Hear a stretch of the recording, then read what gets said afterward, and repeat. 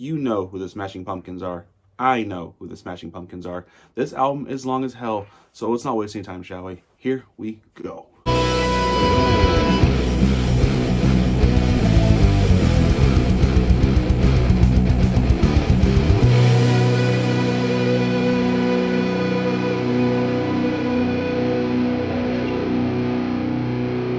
I'm going to do this review differently for the sheer amount of tracks that are on this album. If this is your first time here, well, hey, welcome. But I usually do a track by track, review of each track individually. But there's 20 tracks on this double album. So if I did that, this album would be long as hell. And well, frankly, I have a master go save from the abyss. If you are a return viewer, please let me know in the comments which version you like better.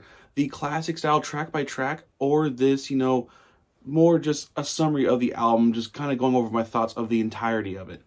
Or just do a mix of both, do maybe one of each of the week, or just mix it up and keep things a little fresher, There's something that's clear from the get-go, and that is, of course, the signature sound of Smashing Pumpkins, thanks to the vocal stylings of Billy.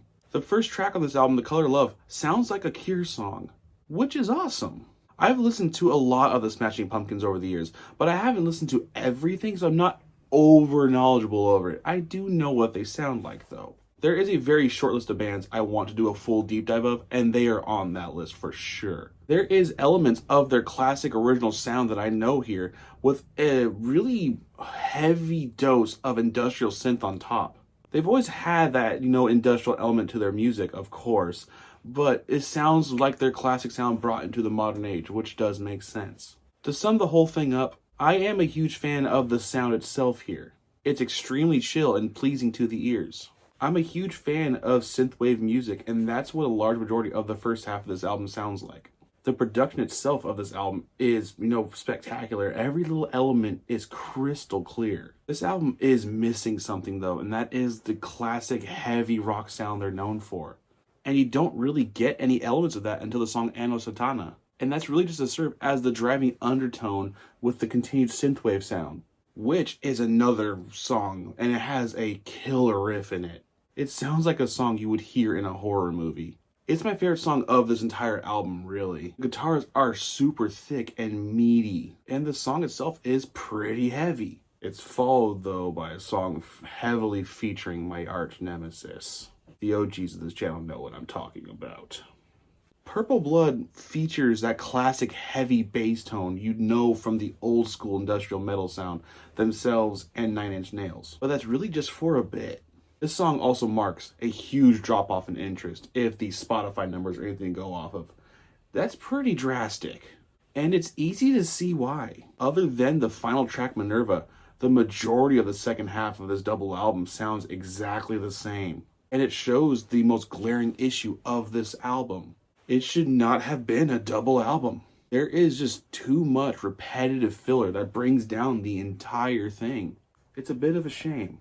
I'm not completely certain, but I have a feeling a lot of old fans are going to be completely turned off by this album. Classic case of hating change. I really wouldn't like a shift so drastic from their classic sound, which again I do like, if it wasn't to a genre that I actually am a fan of. However, I cannot deny the over-repetitive nature and the overextended feel that this release has.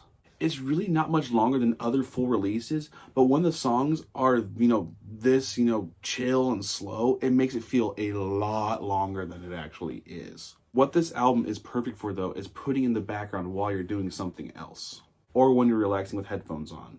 There were moments in this album that would warrant a most excellent rating, but it falls just short. But I do definitely think you should still give it a spin. It is at least worth one listen. I will put it on again. I think it would really be perfect for a road trip.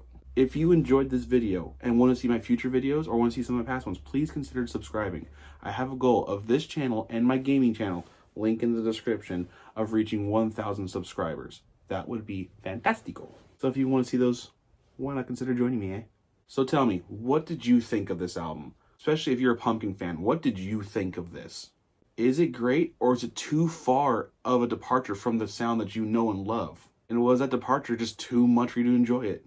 I'm going to go do some research and see if this album should be treated as, its own separate standalone thing from the rest. Until that day, take care.